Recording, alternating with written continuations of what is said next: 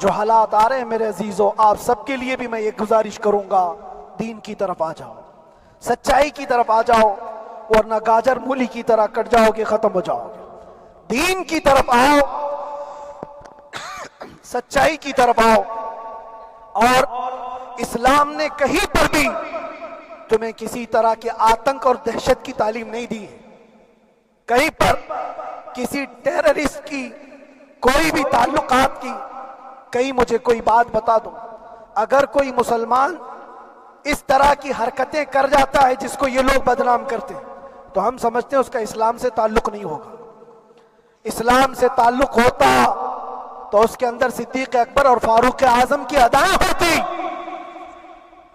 آج آپ کو وہ معاشرہ زندہ کرنے کی ضرورت ہے۔ میں نوجوانوں سے کہوں گا، بہت دن گزار لیے ٹک ٹاک پر مجرے، اور تمہارے اس انٹرنیٹ کی دنیا پر جس طرح تم نے آوارگی کر لی ہے، اب وقت کم بچا ہے۔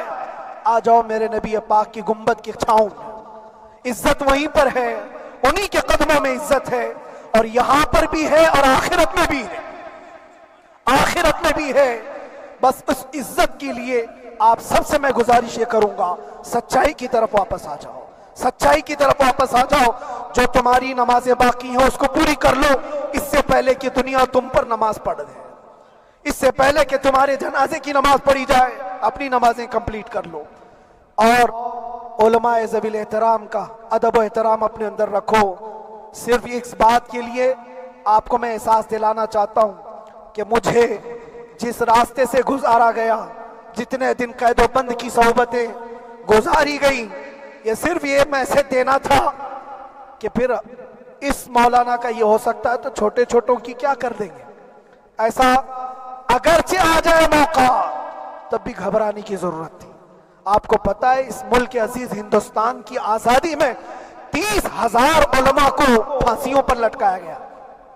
انگریزوں نے 30,000 علماء کو کشمیر سے لے کر دلی تک ہر درخت پر ایک عالم کی لاش لٹکتی تھی۔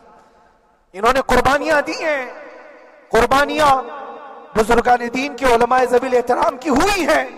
یہ اور بات ہے کہ اس جنریشن نے آج ہم کو دیکھا تو ان کو بہت بڑا لگتا ہے، یہ کوئی بہت بڑی بات نہیں تھی، بہت بڑی بات نہیں تھی۔ اس پروسیس سے بہت سارے علماء کو گزارا گیا ہے۔ سرکار مجاہد ملت رحمت اللہ تعالی علیہ ایمرجنسی کے زمانے میں 18 مہینے تک قید میں گزارے، 18 مہینے تک ایمرجنسی، وہ بھی ڈکٹیٹر کا زمانہ تھا۔ اس زمانے میں بھی آپ اندر رہے، لیکن باہر آنے کے بعد نہ آپ کے مشن میں کوئی کمی آئی، نہ آپ کی زبان میں کوئی لکنت آئی۔ اللہ والے جو ہیں وہ اللہ کی رضا کی طرف اور رسول پاک کی رضا کی طرف ہوتے ہیں۔ ہم سب بھی اس مشن کو آج یہاں سے زندہ کرتے ہیں، جہاں سے ہم چھوڑے تھے وہیں سے آگے بڑھتے، جہاں سے ہم چھوڑے تھے وہیں سے ہم آگے بڑھتے ہیں۔ کسی کو اگر کچھ برا لگتا ہے تو وہ اس کے سمجھ کا قصور ہے، اس کے فہم کا قصور ہے۔ ہم نے کسی کو ٹارگٹ کر کے کبھی کہا نہیں، بلکہ یہ تو کامن بات ہے، ایک تو کامن کہی جانے والی بات ہے۔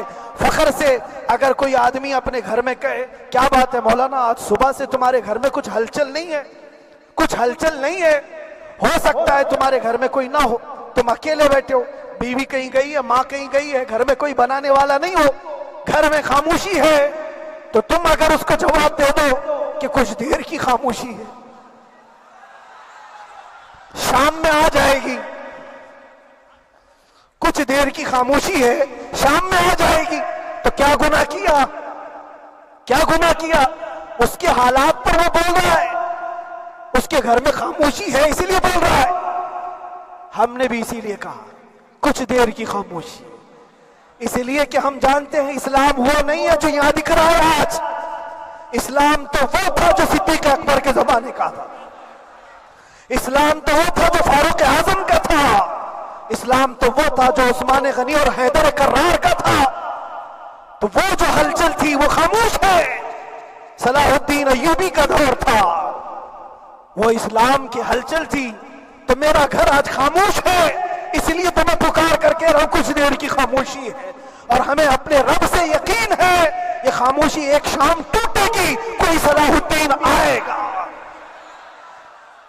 اور اللہ تبارک و تعالی ہم سب کے اس عزم اور حوصلے کو زندہ رکھے اور آپ سب کی محبتوں کو سدا سلامت رکھے اور میرے آقا صلی اللہ تعالی علیہ وسلم کے قدموں پر مر مٹنے کی ہمیں توفیق عطا فرمائے.